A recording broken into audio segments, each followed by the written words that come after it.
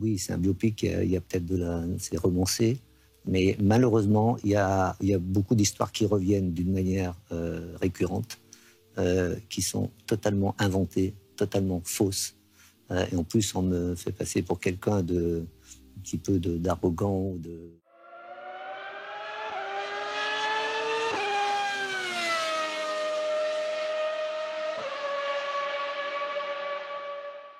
Senna, c'est évidemment la série sur le destin tragique mais magnifique d'Ayrton Senna, le champion brésilien de F1.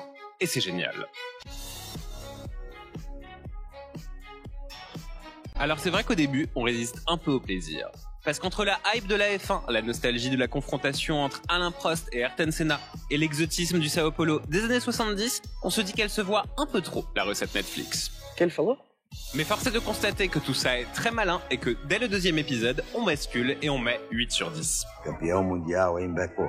Obrigado, pai. On sourit, on pleure, on vibre, on ressent cette adrénaline si particulière de rouler à une vitesse folle pendant que le Brésilien nous caresse les oreilles. Claro, porque eu sou brasileiro. Attention là quand même Ayrton, c'est 135 € l'amende, hein. Et puis sous la pluie, en plus, oh là là, il est fou lui. Mais il s'en fout Ayrton, rien ne lui fait peur, ni de se confronter au racisme de l'Angleterre de Margaret Thatcher,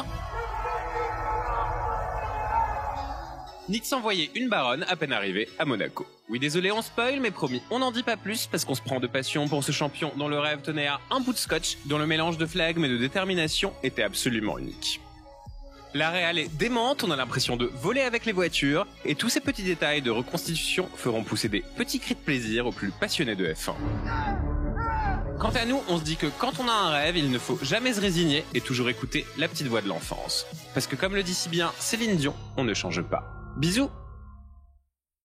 Il y a un acteur qui joue votre rôle dans cette série, vous l'avez vu? Non. Cet acteur? Enfin, j'ai vu les photos. C'est lui. Ouais. Qu'est-ce que vous en pensez? Alors, j'ai vu juste, comme là, je vois quelques images, j'ai eu pas mal d'échos, hein, pas mal de gens. Bon, entre le film Senna, le premier, où j'ai passé peut-être même plus de temps que pour mon documentaire. D'accord. Et puis, ce biopic, bon, c'est évident que je ne vais pas être satisfait, parce qu'on fait passer toujours le bon et le méchant. Je connais un peu d'histoire, je connais ce qui est raconté.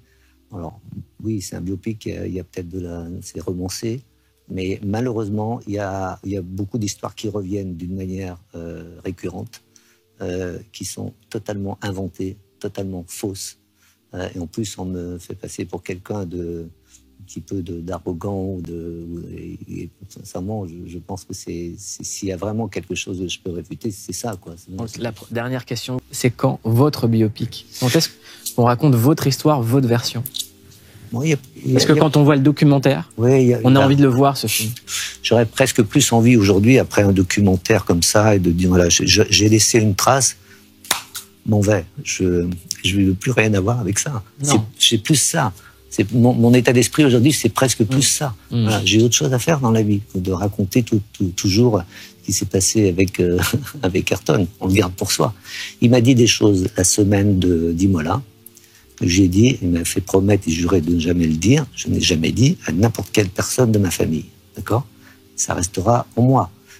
J'ai des secrets, j'ai des certitudes, je sais comment il était, je sais exactement. Basta.